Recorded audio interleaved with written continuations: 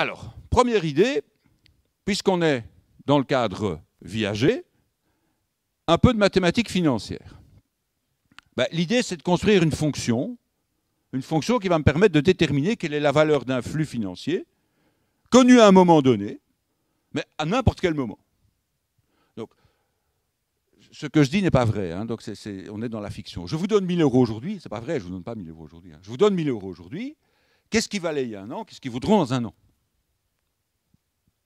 Est-ce que c'est une question simple? Ben, il y a 40 ans, on pensait que c'était une question simple. Aujourd'hui, on sait que c'est un petit peu plus complexe. Donc, je connais un flux financier aujourd'hui, t égale 0, je l'appelle C0, et je voudrais construire une fonction C de t pour tout t réel. Chouette. Première idée, la constance. Ça fait rigoler tout le monde, quoique aujourd'hui, dans le monde de la finance, c'est pas une mauvaise idée. C'est pas une mauvaise idée. La constance, l'argent garde sa valeur, il n'y a pas d'inflation, il n'y a pas de rémunération du capital non plus. Si vous avez des comptes épargne, ils ne vous rapportent plus rien. Certains même vous coûtent. Hein. On n'est pas loin de là. On n'est pas loin de là. Donc C de t égale C0 pour tout t.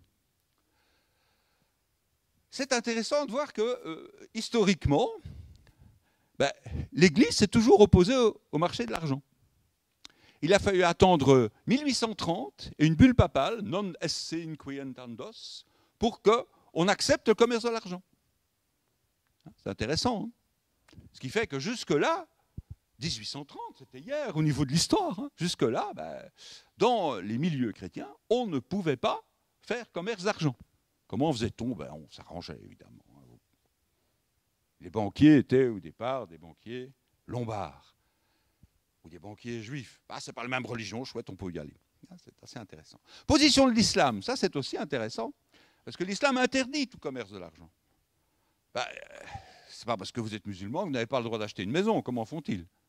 Eh bien, ils ont inventé un tas de trucs qui permettent justement de faire exactement les mêmes contrats sans intérêt. Si ça vous intéresse, je peux vous expliquer, c'est assez amusant. Position des philosophes.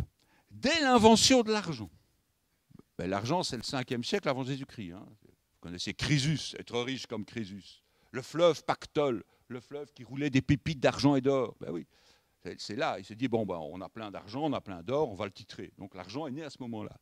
Mais Aristote, le précepteur d'Alexandre le Grand, lui, dit, mais c'est quand même extraordinaire. Les gens qui ont de l'argent, ils produisent rien, ils créent rien, ils ne créent pas de richesse. Et du fait qu'ils ont de l'argent, ils en gagnent. C'est pas normal, c'est pas possible. Donc Aristote était tout à fait partisan du modèle C de t égale C0. Et en France, si vous vous renseignez un petit peu, le crédit est autorisé depuis le 12 octobre 1789, un peu après la prise de la Bastille.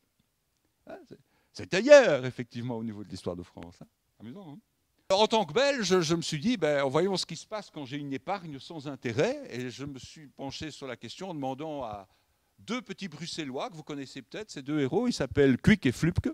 Alors Flupke, c'est Philippe, qui dit, si j'épargne 20 francs, à l'époque c'était des francs, hein, c'est avant-guerre, 20 francs par mois, ça fait 2400 francs par an, il multiplie très bien. Hein.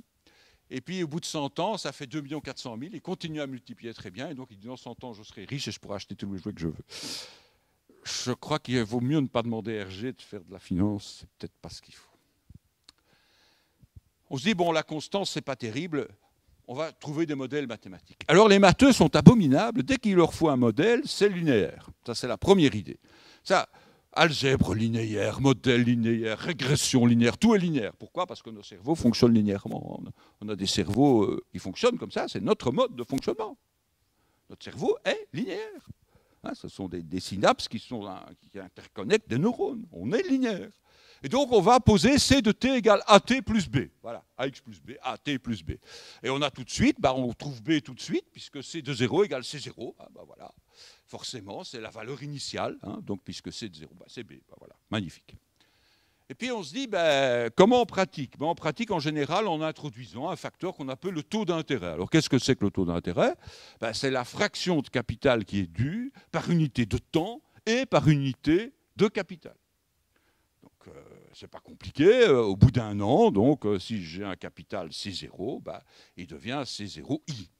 Il y a un intérêt qui vient s'ajouter. Ce qui me permet tout de suite de calculer le petit a effectivement, qui vaut bien C0i, puisque c'est l'accroissement quand t égale 1. L'accroissement, taux d'intérêt, un drôle de truc, le taux d'intérêt qui est défini de quoi? De moins 1 à l'infini. C'est un domaine bizarre. On peut avoir des taux d'intérêt négatifs, mais on ne peut pas avoir un taux d'intérêt qui fait d'un capital quelque chose. Donc, I varie de moins 1 à plus l'infini. C'est déjà très déséquilibré, c'est pas facile. Un drôle de truc, I. Taux d'intérêt, c'est un drôle de machin. Et donc, si je tiens compte de ça, j'ai un modèle magnifique, C de t égale C0 fois 1 plus IT. Je suis content, les matheux en général sont très contents que j'ai un modèle linéaire. Ils s'imaginent qu'ils vont pouvoir travailler avec ça.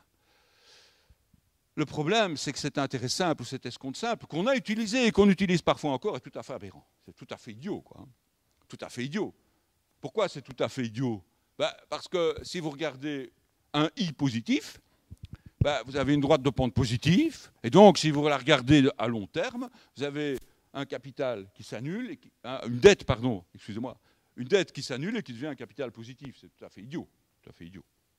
Mais il y a pire. Il y a pire. Avec cet intérêt simple, il est impossible de résoudre un problème, même à court terme, parce qu'on me dit toujours, oui, mais tu sais, l'intérêt simple, c'est moins d'un an. Je dis, OK, moi, je vais te donner un petit problème à 6 mois, donc moins d'un an. Je vais essayer de le résoudre avec l'intérêt simple. Vous allez voir que ce n'est pas possible. Ça ne marche jamais. C'est un truc qu'il faut jeter à la poubelle, l'intérêt simple. Donc, un emprunt de $200, ah oui, j'aurais dû passer aux euros, c'est vrai, mais la dernière fois que j'ai fait ça, c'était au Canada, donc j'ai laissé les dollars. Je me excusez. Ah oui. Donc vous pensez 200 € avec 2 remboursements de 105 €. Alors pourquoi je n'ai pas changé? Parce que les dessins étaient faits et que j'ai eu la flemme de les refaire. Et donc voilà ce qui se passe. Vous recevez, vous, un capital de 200 € aujourd'hui, et dans 3 mois, donc l'unité de temps c'est le trimestre, vous reversez 105 €, et dans 6 mois, donc dans 2 trimestres, vous reversez 105 €. Quel est le rendement associé à cette transaction? Eh bien, l'idée, c'est de travailler avec un certain équilibre entre le débit et le crédit. Je vous ai dit, les maths fines, les maths de l'assureur, équilibre. Alors, on va regarder ce qui se passe en début de contrat, au moment où je signe. J'ai C de t égale C0 fois 1 plus IT. En début de contrat, les 200 valent 200. Les 105 € que je paye dans 3 mois, donc t égale 3. Donc je dois, revenir en arrière. Et donc, si je calcule ça en début de contrat, c'est t égale moins 3. Et donc, 1 plus IT devient 1 moins 3i. Les deuxièmes 105 dans 6 mois, si le taux d'intérêt est mensuel, les deuxièmes 105 dans 6 mois, effectivement, je dois reculer dans le passé de 6 mois. Donc t égale moins 6. Je pars du capital futur vers le présent. Et j'ai une équation du premier degré dont la solution est très facile à calculer. C'est un bête problème du premier degré. C'est pour ça que c'est intéressant de dire secondaire, mais on peut faire ça et montrer que cette pratique qui est utilisée est absurde. Voyons si l'équilibre existe également en fin de contrat. Là, effectivement, mes 200 €, ils vont progresser pendant 6 mois. Donc 1 plus IT, mais là, t égale plus 6, donc multiplié par 1 plus 6i. Les premiers 105 € que je paye dans 3 mois, que je calcule 3 mois plus tard, donc en t égale 6, sont multipliés par 1 plus 3i. Et les derniers échouent au moment du calcul, donc ils valent 105.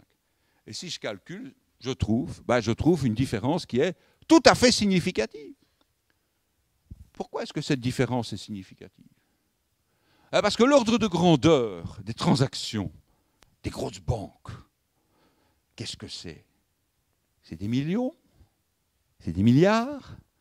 C'est des dizaines ou des centaines de milliards? On est de ce niveau-là, on est au niveau des dizaines et des centaines de milliards. Alors, ça veut dire qu'on est aux environs de 10 exposant 10, 10 exposant 11. Et les bénéfices des grosses banques?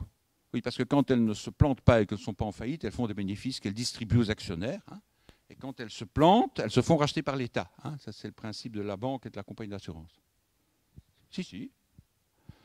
Je veux dire qu'en tant que Belge, je peux en parler, puisque les 2 plus gros scandales financiers de ces 20 dernières années ont eu lieu en Belgique, et c'est le scandale Fortis et le scandale Dexia. Autant que les compagnies ont fait des bénéfices, encore que ce n'était pas toujours le cas, les actionnaires ont palpé. Et à partir du moment où la compagnie était en faillite, l'État a racheté. Ah oui, c'est intéressant de voir ça. Et donc ici, on en est, l'erreur, elle est déjà à 10-3. Ben, si vous en êtes à 10 exposants 10, 10 exposants 11, une erreur sur 10 moins 3, ben, c'est une erreur de centaines de millions. C'est-à-dire l'ordre de grandeur des bénéfices des banques. Et donc, vous ne pouvez pas utiliser un système qui ne vous permet pas de calculer avec plus de précision un paramètre aussi important. C'est tout à fait idiot. Alors, qu'est-ce qui se passe en pratique? Ben,